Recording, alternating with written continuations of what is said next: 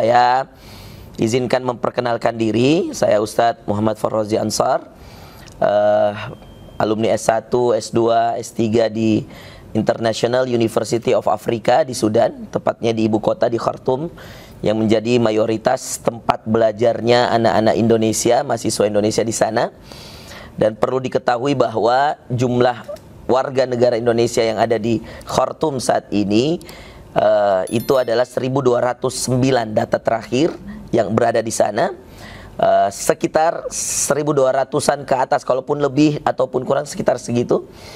Dan mayoritas mereka, boleh kita katakan 90 bahkan 80 bahkan 90%-nya itu adalah mahasiswa, ya, pelajar yang tersebar di mayoritas kota Khartoum, kemudian Durman, Quran Karim, ya, Jazirah sebagian kecil. Nah, teman-teman, saya mewakili Ikatan Alumni Sudan, ya, secara nasional. Saya adalah ketua bidang 1 bagian sumber daya manusia dan organisasi, langsung di bawah ketua umum, ya, yaitu Dr. Faisal Hendra, LCMA.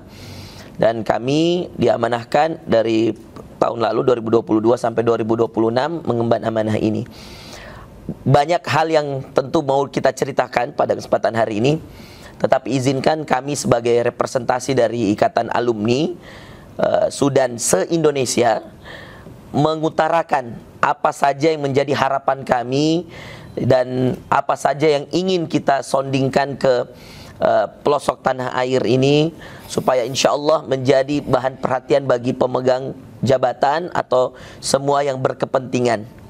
Yang pertama, tentu kami sebagai Ikatan Alumni Sudan mengapresiasi, ya, langkah-langkah cepat yang dilakukan oleh Kedutaan Besar Republik Indonesia di Khartoum.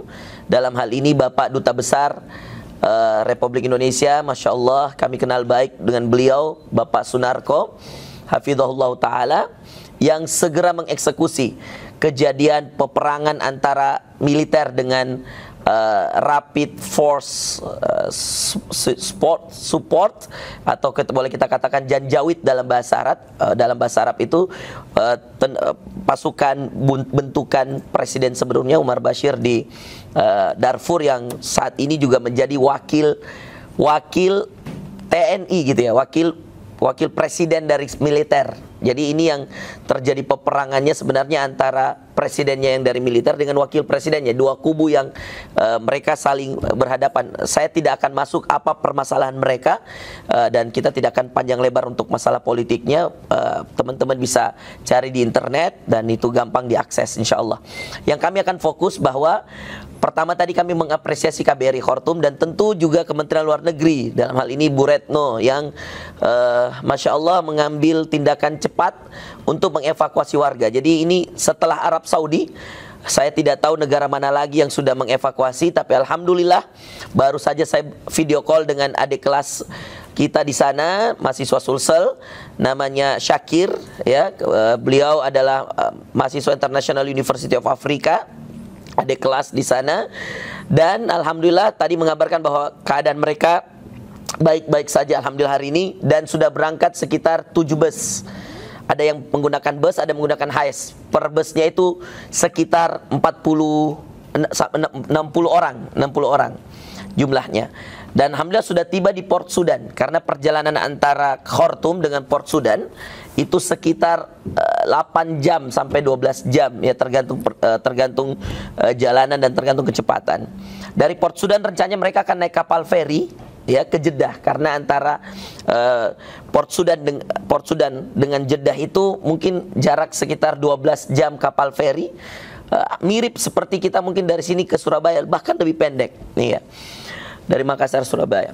Kemudian teman-teman yang dimuliakan Allah, selain mengapresiasi langkah cepat evakuasi yang diambil dari KBRI Khartoum dan Kementerian Luar Negeri Republik Indonesia, kami juga ada aspirasi, ada keinginan yang kami pandang penting untuk disampaikan kepada semua kepala pemerintah daerah, baik gubernur, wali kota, kabupaten, bupati, untuk mengambil tindakan proaktif ya, karena ini keadaan yang tidak diingin-inginkan dan ini keadaan berkaitan dengan mayoritas masyarakat kita, khususnya para mahasiswa ya, calon-calon ulama, calon-calon teknokrat, calon-calon ahli keilmuan yang mereka belajar ke Sudan, dan subhanallah sebagian mereka beasiswa di sana. Artinya masya Allah mereka membanggakan nama Republik Indonesia di sana.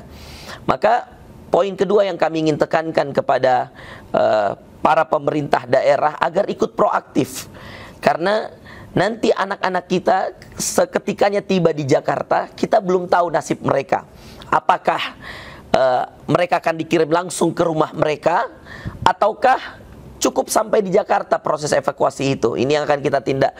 Kita akan tunggu tindak lanjut dan informasi dari Kementerian Luar Negeri tentunya. Tetapi kami dari Ikatan Alumni Sudan mendorong ya kepada semua pemerintah daerah agar mencari data ya, atau fokus untuk membuat satu tim khusus ya untuk evakuasi warga-warga negara dari Jakarta ke tempat masing-masing. Anda bisa bayangkan seorang mahasiswa yang hari-hari, ya ini kalau mohon maaf kita berbicara laki-laki saja, yang hari-hari mendapatkan depan kamar, depan asrama, depan sekretariat, orang tembakan itu seperti orang yang main-main ya, padahal ini peluru nyata. Dan itu bayangkan di perempuan, bahkan ada sebagian mahasiswi itu yang sampai down psikologinya. Ini perlu ya, perlu perhatian khusus dari pemerintah daerah masing-masing untuk mencari data informasi. Atau nanti kami dari Ikatan Alumni Sudan akan memberikan data informasi dan kita akan saling wa ta'awanu 'alal birri wat taqwa, saling tolong menolong. Di sini kita akan berikan data-datanya dan kita akan kontak, kita akan menyurat ke semua pemerintah daerah agar ikut proaktif menolong semua warga sampai ke daerahnya masing-masing. Nih ya. Kemudian yang ketiga, dan ini yang menjadi konsen kita juga terakhir adalah, kalau saja andai perang ini berlangsung lama, dan saya sebagai orang yang 12 tahun di sana, saya S1, S2, S3 di International University of Africa, itu tepat di jantung kota Khartoum. Ke bandara itu cuma 10 menit ya, dari kampus saya. Saya melihat ya, saya 2010 masuk, 2022 selesai. 12 tahun saya di sana, 2011 saya dapatkan Invisol, pemisahan antara Sudan dan Sudan Selatan. 2013 mulai goncang ekonomi. Setelah pisah, perang Darfur, perang di Abyei, saya dapat semua. Termasuk terakhir 2019, saya baru daftar S3 waktu itu, kudeta. Jadi perlu diketahui kudeta itu berlangsung 2019 dan jatuhlah pemerintahan Umar Bashir yang selama 30 tahun di sana. Nah, saya mendapatkan semuanya dan memang ini yang paling parah. Kenapa paling parah? Karena yang bertempur adalah militer dengan militer. Dan tempat pertempurannya berada di jantung ibu kota. Dan ini yang menjadi Masya Allah ya, kesedihan tersendiri, karena saya baru selesai November kemarin dan menyaksikan sendiri demo-demo di mana-mana. Tapi masih bisa diatasi karena yang bergerak sipil. Nah, karena ini yang bergerak adalah dua kubu dari militer, maka ini yang perlu kemudian kita waspadai. Maka alhamdulillah sudah sangat tepat ya. Kami juga sempat mengusulkan untuk evakuasi dan alhamdulillah suara-suara itu didengarkan oleh Kementerian Luar Negeri dan didengarkan oleh Bapak Duta Besar di sana. Terima kasih, jazakumullahu khairan kepada mereka semua insyaallah. Saya kira itu 3 poin utama yang paling penting ya. Alhamdulillah semua WNI dalam keadaan sehat. Saya informasikan ada yang sempat terkena peluru yang memantul ya di bagian pinggang, tapi alhamdulillah tidak berat ya. Dan alhamdulillah evakuasi tadi malam berjalan lancar. 7 bus sudah sampai di tempat. Kita berdoa lagi. Saya mengajak teman-teman semua, media dan siapapun yang mendengarkan konferensi pers ini dari Ikatan Alumni Sudan, saya mengajak sebagai perwakilan dari para ustadz-ustadz di Ikatan Alumni Sudan untuk kita doakan adik-adik kita ya yang akan berangkat lagi pada gelombang kedua.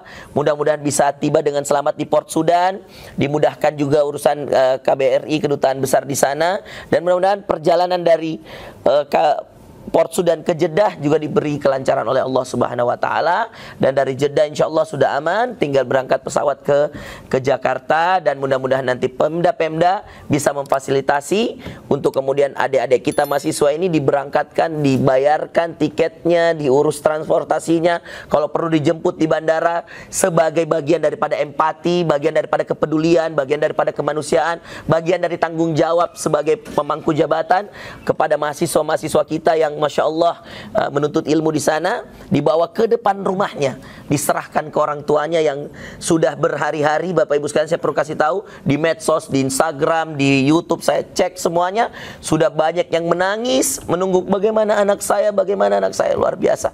Maka saya berharap ini bisa terwujud, dan terima kasih pada semua teman-teman media yang hadir pada kesempatan hari ini, ya, terkhusus Harian Fajar yang memfasilitasi tempat kita di sini.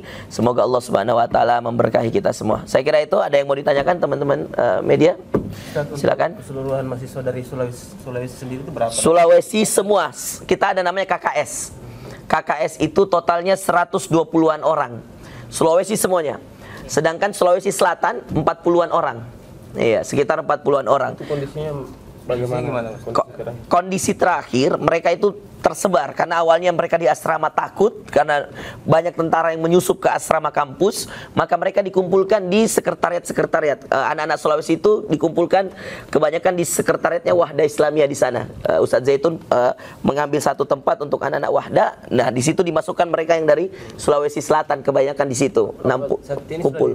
Sudah ada yang dievakuasi ke? Sudah ada. Saat ini sebahagian mereka, ini prioritas evakuasi itu 3. Pertama, beberapa ibu-ibu hamil yang punya anak dan ibu hamil, kemudian mahasiswi, kemudian baru yang sudah menikah. Nah, nanti sisanya baru yang laki-laki yang mahasiswa, dan mereka hanya boleh bawa 1 tas ransel kecil.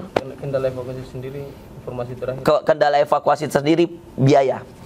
Jadi biaya itu begini teman-teman, karena tidak semua bus mau dan siap untuk menampung anak-anak berangkat dari Khartoum ke sana karena resiko besar. Peluru di mana-mana, kemudian bisa meledak kapan saja, nauzubillah. Nah, jadi sebagian mereka mengangkat harga yang sangat tidak masuk akal.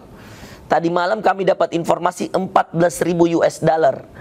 1 US dollar itu sekitar 15.000 taruhlah ya. Itu 217-an juta kira-kira. Bayangkan hanya dari perjalanan darat yang menempuh cuma 6 jam sampai 8 jam sampai 10 jam. Itu tidak masuk akal ya. Tapi ya subhanallah ya, begitulah. Mungkin itu 14.000 itu bisa beli bus baru kali ya. Jadi harapannya sendiri. Nah, harapan kami memang kita tidak boleh berhitung kalau nyawa sekarang ini. Ya, berapapun yang diminta ya mau nggak mau ya, mungkin ada transaksi yang mungkin tawar-menawar antara saya yakin antara teman-teman KBRI dengan mereka, tapi insya Allah KBRI sudah berikan yang terbaik, dan memang ada informasi bahwa uangnya habis. Uang habis itu bukan artinya uang stoknya habis, enggak, tapi yang dimaksud dengan uang habis cash. Perlu diketahui bahwa Sudan itu diembargo sejak dulu. Saya tidak pernah bisa tarik uang ATM. Berbeda kalau kita ke Saudi, kita ambil ATM, ada visanya, kita masukkan, keluar uang real. Kalau di sana nggak bisa. Satu-satunya cara adalah transaksi yang biasa dilakukan oleh orang-orang kedutaan atau pengusaha-pengusaha adalah mengambil dari Dubai. Abu Dhabi, Dubai. Jadi mereka terbang bawa koper uang kemudian dibawa, atau biasa mereka yang bergaji dolar di sana itu digaji oleh perusahaan, kemudian mereka tidak pakai uang dolar itu, maka mereka tukarkan ke mahasiswa. Jadi mahasiswanya kirim ke rekening di Indonesianya orang yang bergaji dolar itu. Jadi 14.000 kalau kali 7 bus itu luar biasa, memakan banyak dana. Dan mudah-mudahan insya Allah hari ini sudah ada bus yang bisa berangkat lagi, dan mudah-mudahan kita bisa dapat informasi bahwa semuanya bisa sampai selamat di Port Sudan insya Allah. Baik, saya kira itu ya teman-teman. Alhamdulillah, jazakumullah khairan ya atas waktu dan kesempatannya semua. Nanti berkaitan dengan video-video dan lain-lain, insyaallah kami kirim menyusul ya. Dan insyaallah nanti kita berikan yang terbaik buat adik-adik kita. Mudah-mudahan, berharap ya mereka kalau misal panjang dan lama ya, harapan saya kalau misalkan panjang dan lama ini peperangan teman-teman, saya berharap mereka bisa carikan kampus-kampus universitas negeri dan mereka bisa transfer nilai. Karena iya, karena sebagian mereka semester 7, semester 8, dan itu yang kami sayangkan kalau mereka tidak dapat perhatian itu. Makanya tadi kita sampaikan ke pemerintah daerah, kita menyurat nanti dari Ikatan Alumni bahwa tolong anak-anak Sudan yang sudah terlanjur kuliah di sana dan mungkin keadaan peperangan tidak kondusif sampai beberapa tahun ke depan, kami berharap mereka bisa ditampung di universitas-universitas negeri, Islam negeri lah, karena mayoritas memang di sana berkaitan dengan agama. Jadi kami berharap mereka ditampung di universitas Islam negeri dan bisa transfer nilai. Ya, jadi ini harapan besar kami karena mereka kasihan kalau harus mengulang dari awal. Kalian bayangkan jauh-jauh mereka ke Sudan terus harus mengulang awal, dan bukan maunya mereka. Ini kan keadaan perang negara yang di luar batas kemampuan kita untuk mengulang. Anda ini ketahuan teman-teman, maka orang yang paling pertama mengumumkan evakuasi pasti KBRI. Tapi KBRI sendiri nggak siap karena beritanya mendadak. Beritanya datang mendadak, tiba-tiba sudah dilumpuhkan bandara, dan hebatnya itu yang rapid supporting force supported itu yang RVS itu, yang tentara yang wakil presiden militer yang sementara ini, yang pasukannya kayak yang saya bilang tadi seperti pasukan khususnya itu yang pertama dia lumpuhkan bandara. Bayangkan dua pesawat Saudi Airlines, satu pesawat China Airlines itu dihancurkan, dan langsung ibu kota yang diserang. Dan kok bisa ya, maksudnya kan tentara itu kan masya Allah dia punya intelijen, dan kok bisa bandara itu langsung lumpuh. Artinya ini yang melawan dan yang dilawan ini bukan sembarangan juga gitu loh.